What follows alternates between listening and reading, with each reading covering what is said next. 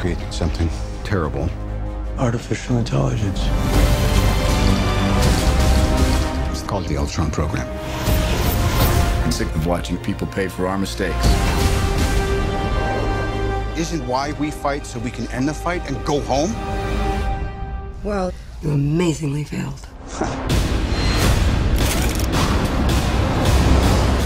Grosso modo, c'est à peu près du niveau du premier, en mieux. Moi, j'ai pas trop aimé le film, tout simplement parce que je le trouve très brouillon. Le film arrive à surpasser les qualités les défauts du tout premier film.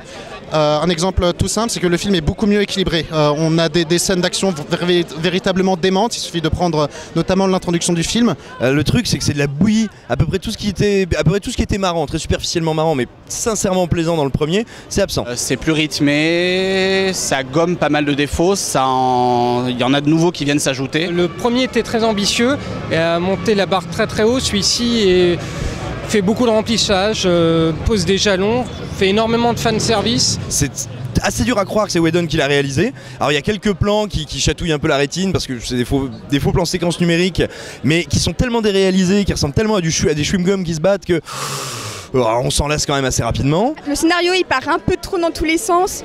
Trop de personnages et le rythme est vraiment super irrégulier. Là où le premier Avenger était arrivé encore à masquer un peu son fond idéologique, là c'est ouvertement réac. Bronson à côté, c'est la petite maison dans la prairie. Il y a quand même Hawkeye qui à un moment dit If you shoot to kill, you're an Avenger.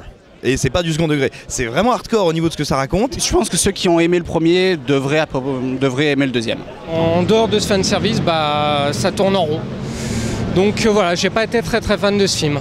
C'est peut-être pas le meilleur film de la phase 2, mais ça reste quand même plutôt pas mal. Quelque part c'est vachement intéressant parce que c'est vraiment la fin de la recette de Marvel, c'est-à-dire que c'est un millefeuille auquel on a ajouté tellement de couches et qui sont toutes motivées par des impératifs commerciaux que tout se cannibalise. Il n'y a plus d'enjeux, il n'y a plus de personnages, il n'y a plus d'action et c'est laid quoi, c'est affreusement laid comme machin.